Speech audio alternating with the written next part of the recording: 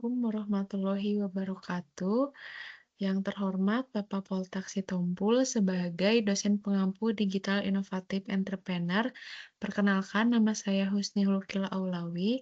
Pada kesempatan ini saya akan mempresentasikan analisis 10 types of innovation dengan studi kasus Apple Inc. Presentasi ini disusun untuk memenuhi tugas UTS mata kuliah Digital Innovative Entrepreneurship.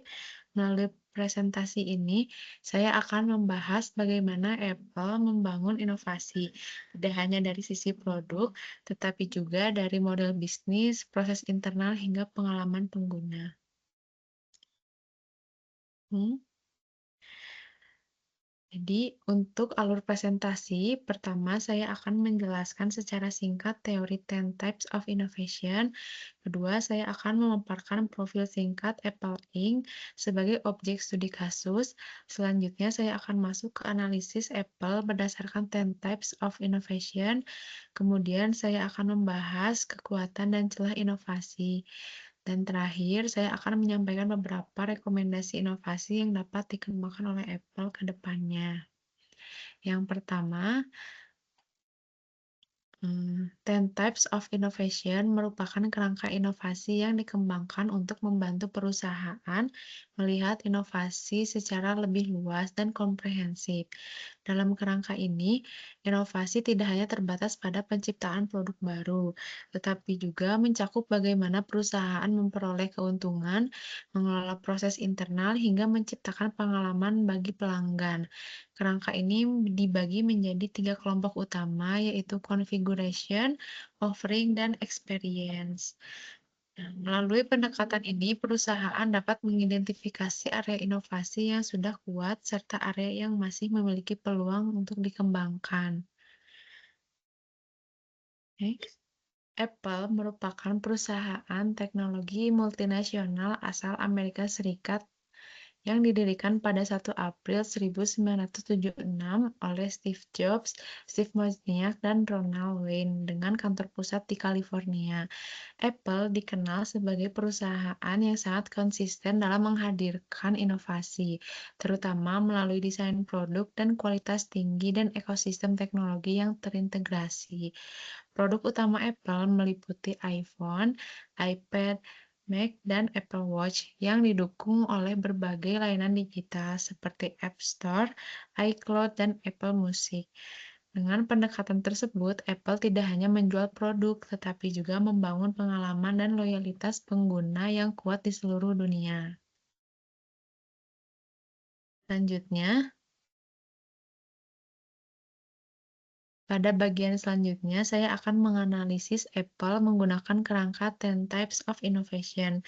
Analisis ini bertujuan untuk melihat bagaimana Apple membangun keunggulan inovasi dari sisi konfigurasi bisnis, penawaran produk, hingga pengalaman pengguna, serta mengidentifikasi peluang inovasi yang masih dapat dikembangkan. Nah, ini untuk yang pertama yaitu configuration. Di sini ada 4 komponen. Yang pertama itu profit model. Di sisi profit model, Apple memperoleh pendapatan utama dari penjualan perangkat premium seperti iPhone dan Mac yang memiliki margin keuntungan yang cukup tinggi. Selain itu, Apple juga mengembangkan pendapatan berulang melalui layanan digital atau service seperti iCloud, Apple Music, dan App Store. Model ini membuat pendapatan Apple relatif stabil. Namun, model ini masih kurang menjangkau pasar berkembang. Oleh karena itu, saya merekomendasikan perkembangan micro subscription dan add-on premium agar lebih eksklusif. Yang kedua yaitu network. Pada aspek network, Apple memiliki jaringan mitra yang sangat kuat, mulai dari developer, manufaktur, operator telekomunikasi, hingga studio film. Namun, untuk platform Vision OS, jumlah mitra konten masih terbatas karena Apple perlu memperluas kolaborasi, khususnya dengan akademisi serta kreator konten AR dan VR, agar ekosistem Vision OS dapat berkembang lebih cepat. Lalu yang ketiga, ada structure.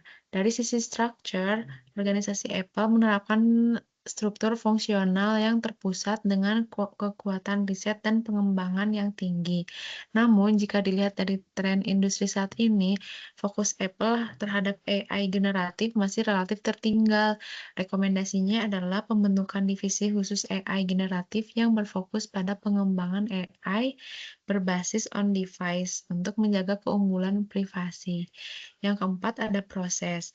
Pada aspek proses, Apple dikenal dengan standar desain yang sangat presisi, rantai pasok terbaik di industri, serta proses peluncuran produk yang terkontrol.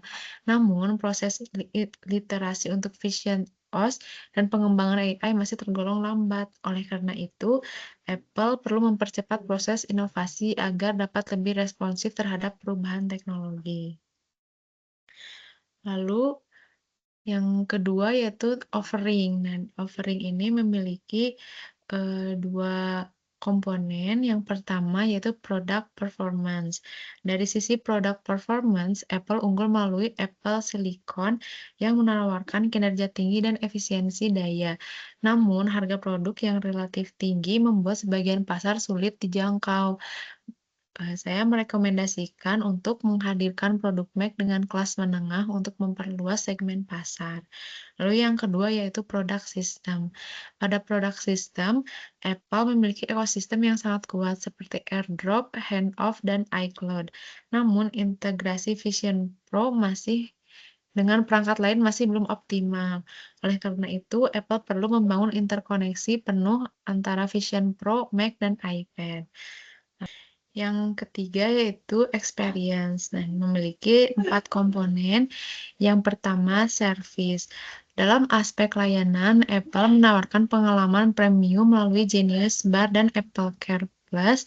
Sebagai pengembangan, Apple dapat menghadirkan layanan Apple Concierge yang ditujukan untuk pengguna profesional dan enterprise, khususnya Vision Pro. Yang kedua, channel Apple memanfaatkan berbagai kanal distribusi seperti Apple Store fisik, toko online, dan mitra retail.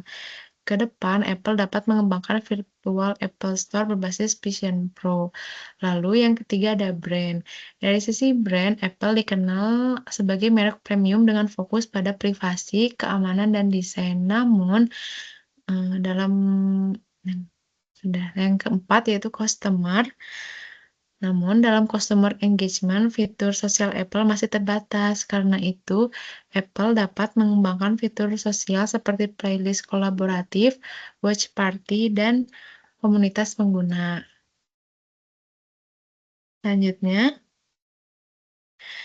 sebagai kesimpulan, Apple memiliki kekuatan utama berupa ekosistem produk yang kuat, Apple Silicon yang unggul, brand premium, serta rantai pasok yang efisien.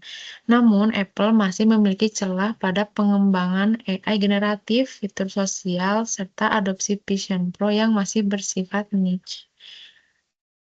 Lalu sebagai rekomendasinya, berdasarkan analisis tersebut, saya merekomendasikan pembentukan divisi AI generatif berbasis on-device, integrasi penuh Vision Pro dengan ekosistem Apple, penguatan fitur sosial pada layanan Apple, serta pengembangan produk kelas menengah untuk pasar berkembang. Selanjutnya, demikian presentasi yang dapat saya sampaikan. Terima kasih atas perhatian. Saya mengucapkan wassalamualaikum warahmatullahi wabarakatuh.